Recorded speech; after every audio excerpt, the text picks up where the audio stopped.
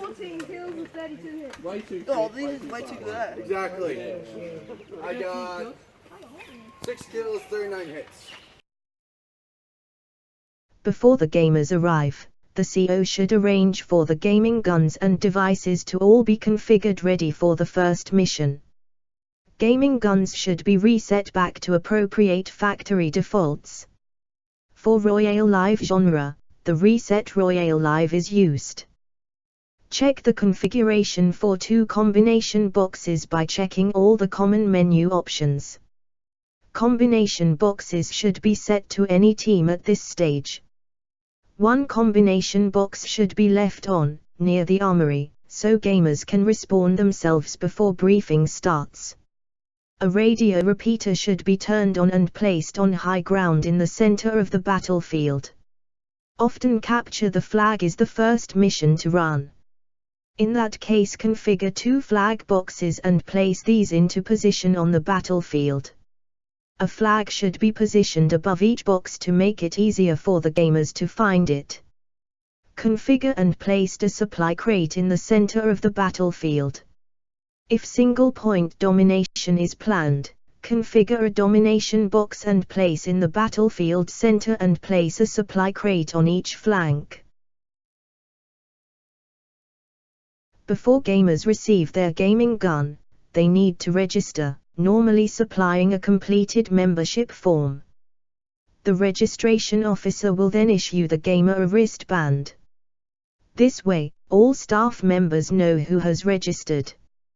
Once the first group has registered, start issuing gaming guns. Try to issue gaming guns as people arrive rather than in one big rush. Be sure to note whether they are wearing a wristband. Before the gamers select their gaming guns, explain they can practice with them before we start, but they should leave the head sensors wrapped around the gaming gun.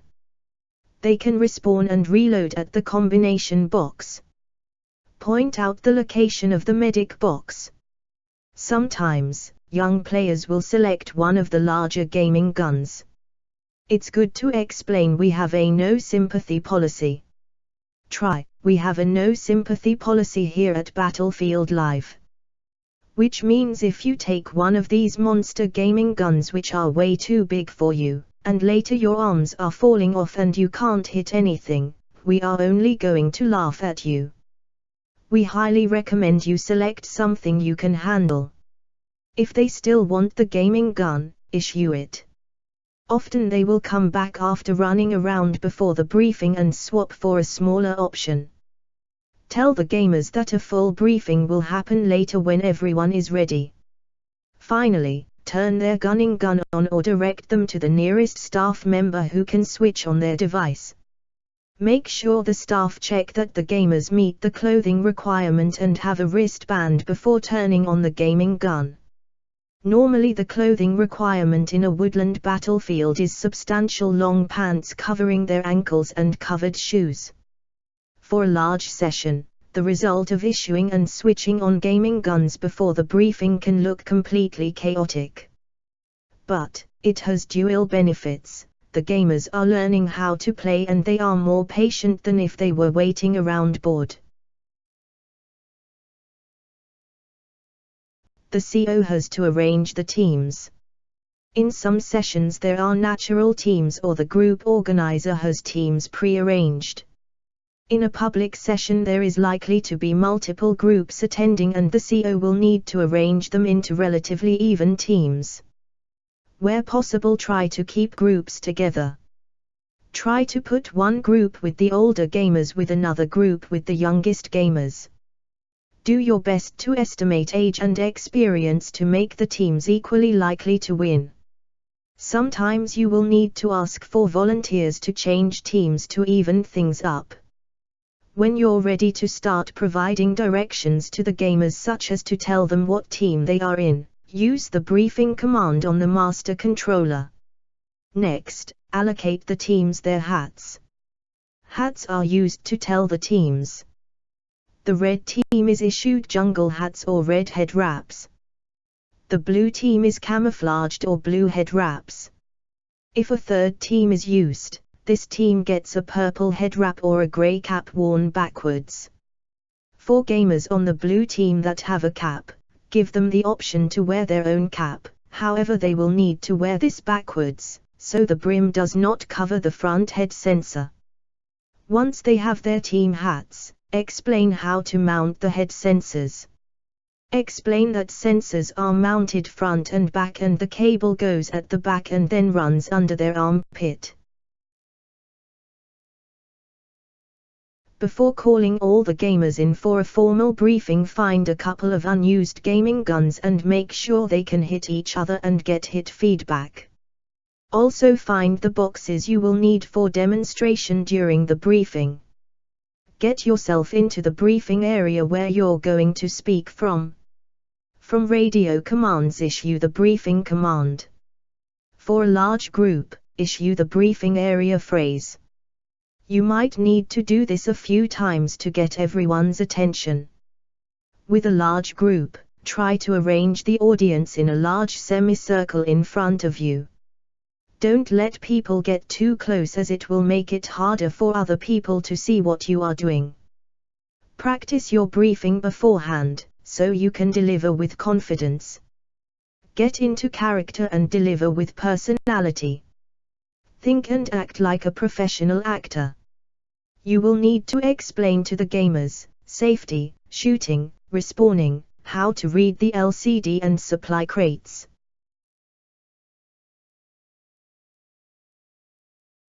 First off, welcome everyone to the battlefield. Introduce the staff members by their alias. Explain you will take questions relating to each topic, at the end of each topic. If you do the briefing correctly, there should be very few questions. The most important part of the briefing is safety. Make sure everyone understands the safety rules and major risks of the activity. For example, Battlefield Live is a non-contact activity. There are no beatdowns, butt strokes or hand-to-hand combat. Now, sadly, we have a very boring insurance company. And they don't understand the need for snipers in the trees. So you can't climb the trees or the buildings. Also remember, the battlefield is not a cleared running track. There are plenty of tripping hazards. Watch where you're going, including when walking along the bush tracks. Next, point out the boundaries of the battlefield. These should be easily identifiable. The next topic is getting hit. With your gaming gun, there are 3 infrared sensors, 2 in domes that mount on the head and 1 forward-facing mounted on the gaming gun. This is where you can get hit. On your LCD, you will see the first letter H, this stands for health. This starts at 100 health, when this reaches 0, you're dead. If you pull the trigger when you are dead, your gaming gun will say, you're dead. S is for shields. This starts at 0 and can only be increased by receiving a shield boost or boost juice from a supply crate. If you are hit and you have more than half health, you will hear a near-miss sound effect. If you hit someone with more than half their health points, your gaming gun will say, hit. If you hit someone on a shield, your gaming gun will say, ricochet. Once you fall below half health, you will hear a wound sound effect. If you hit someone with less than half their health points, your gaming gun will say, wounded. When you run out of health points, your gaming gun will make a death sound effect. When you do this to someone else, your gaming gun will say, kill. If you are killed, return to your base. This is where you started the game from. Here you will find a medic box. Go to the medic box and point your head sensor at the top of the box. Your gaming gun should then say respawned after a second. It is cheating to place your hand over the sensors, including the one on the gaming gun. The head sensors must remain on your head during the entire game. If they accidentally fall off, the rule is to stop shooting and stop moving. Only when you have put your sensors back on can you continue to play. Boxes are only to be moved by the staff. To hit someone, aim through the scope. You'll see a red dot. Aim the red dot about 2 inches above your opponent's sensor. If you have a machine gun or sniper rifle, you will need to aim about 4 inches above the sensor. Notice that the infrared beam comes out of the tube here, so it is important to make sure this tube is clear of any cover. When you're shooting, a muzzle flash comes out of the tube. You can reload ammunition at any time by pushing the red button, however reloading will start automatically when you're out of ammunition. If you hear your gaming gun say ammunition depleted when you try to reload, that means you have no ammunition, in which case return to your medic box or a supply crate and point your head sensor at the box for a reload. On your screen, in the top right corner, there is a capital A, meaning ammo. The second line will scroll through some data including your current weapon emulation, your number of reloads, and the type of damage and how much damage your weapon makes. Your reload count is listed after the letter R. The number after P, meaning piercing, is how much damage you will do with this emulation. The third line has H and K, this stands for hits and kills. H is the number of hits you have made without killing. K is how many kills you have made. Next, S indicates how many respawns you have had. Once you have collected additional weapons or aids from a supply crate, the third line will scroll through every item automatically, showing how much ammunition each has. The bottom line is the status bar. The status bar will tell you what your gaming gun is currently doing. Each time we start a game, check your status bar has changed to ready. A supply crate provides weapon upgrades, aids and additional ammunition. The system will automatically give you the best weapon you're carrying that has ammunition. If you wish to change weapon, hold down the black button until the weapon you want is showing on the second line, then release. If you have a grenade launcher or a RPG, you will also inflict splash damage. The medkit and bandages aid will restore health and automatically start when your health is low. While healing, you can't shoot. The shield boost will add 52 shield points to a maximum of 100. Boost juice will add 100 health and 100 shields over 30 seconds each to a maximum of 100 points. Weapons are retained between respawns but all aids are lost. Now proceed to the first mission-specific briefing. Once the briefing is done, encourage the gamers to have a drink and tell them we will be moving out in a few minutes. You can use this time to collect any boxes required and to organize your staff. The gamers need to be shown where the objectives are, such as the position of both flag boxes. Supply crate locations should also be shown to the gamers. When managing a large group, your voice may not get everyone's attention. To help, use the phrases menu on the master controller. Start with the follow the commanding officer phrase, and if required, use the follow me phrase, to get everyone moving. First show them the objectives and supply crates and then with the help of the staff lead the teams to their respective bases. With the master controller, the staff now set the teams of the gaming guns and the combination boxes. If playing electronic capture the flag, each flag box will need to be assigned a home team. If running heist, each vault will need to be set to a team. Each team starts in a base with a combination box set to their team. For the first mission of a session or if any gamers have changed gaming guns since the last mission, the master controller must be used to set every gaming gun to the correct team. After the initial briefing, all the gaming guns should still be in pause state due to the issuing of the briefing command. On subsequent missions, the gaming guns should be in game over state. The start command on a master controller requires the devices to be in game over state or pause state. If you're unsure as to the state of all gaming guns and devices, use the end radio function before issuing a start command. One of the controllers, usually the one held by the CO, should have the mission timer set. This is found on the radio commands menu. Normally this is set to 15 minutes. All other controllers should be set to unlimited time. The controller with the timer then starts the mission with a start command found on the radio commands menu. Note that starting a mission requires a confirmation. A mission timer will now start. If any gaming guns or boxes failed to start up, the new mission command found in IR commands menu on your master controller can be used to start individual devices without restarting the mission timer. With a properly positioned radio repeater, all devices should start up. If they fail, there is likely to be a problem with that device's radio system. Check first that each team's combination box is successfully providing respawns. Wait near your team's box until the first gamer returns and successfully respawns. Next, check the objective boxes such as the flag boxes are operational, and then check all supply crates.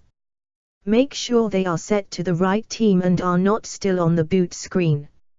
If they are on the boot screen, push the green button on the box. For the CO, one of the key roles while a mission is in progress is to make sure the staff allocated to the battlefield are helping the gamers have a fantastic time in a safe manner. All staff allocated to battlefield supervision are there to provide assistance to the gamers, much like a sports team coach. Gamers will not remember everything from the briefing and will need help with the equipment. This is particularly true during the first game but applies for the entire session. Especially watch for gamers aiming above cover but with their lens assembly blocked. Let them know they need the lens uncovered. Also help gamers to have their head sensors mounted correctly and make sure the head sensors are not covered by their hat position. The staff should be visible and spread out. Ensure the staff are not all in one place having a chat. They need to be patrolling with their primary focus being on areas of fighting. Staff may well need to handle first aid issues, mostly scratches from foliage or bruises from falling over. The faster these are identified and handled, the better. Staff should be on the watch for cheating. The pause IR command is useful to temporarily stop a player cheating and provide a warning. If one team has stolen a flag box or domination box, you may well need to pause the entire mission by radio command to retrieve the box. Staff should provide assistance to the gamers in finding the objective boxes or their medic box. SATR3 streamlines even sophisticated missions, which frees up staff for other jobs. Once the games start, all the devices can be controlled and monitored by the CO. This also means that during the games is the best time to give your staff short breaks, typically 10 minutes. Staff breaks should start from the second mission.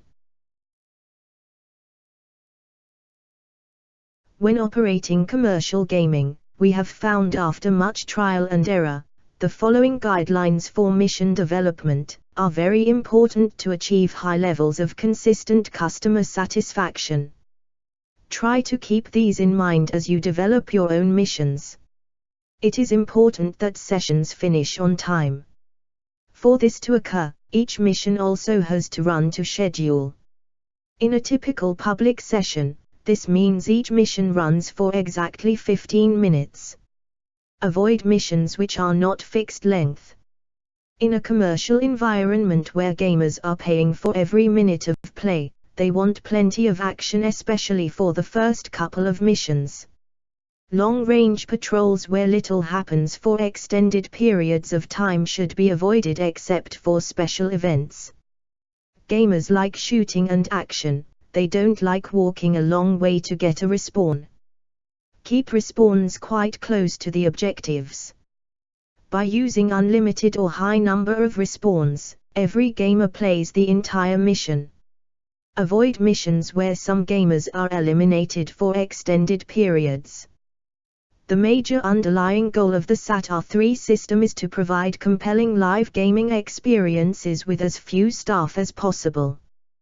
To be commercially viable, you need missions with a high gamer-to-staff ratio.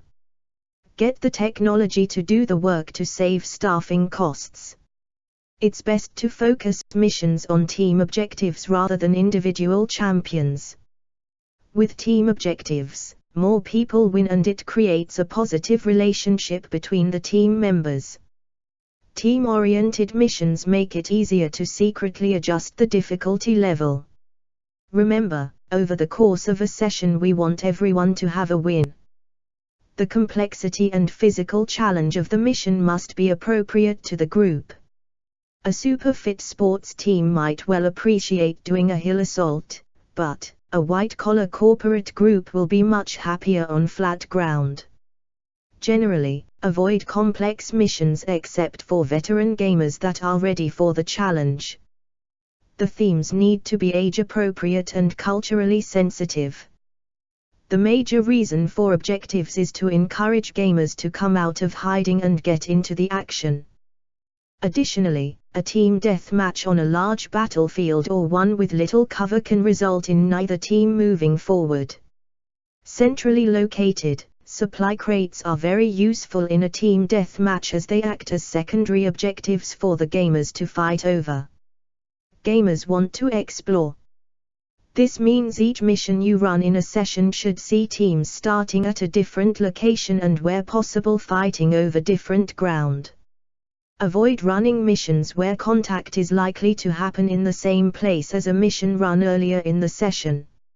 Sometimes gamers will tell you they want it ultra-realistic. Don't believe them. They may want to imagine the game is very realistic, but in reality, they always want to be a hero, they want plenty of action and they don't want to work too hard. For marathon battles over 8 hours or more, schedule in 1-hour meal and sit-down breaks for lunch and dinner. Even though beforehand they say they want to play without breaks, they will really appreciate having those breaks.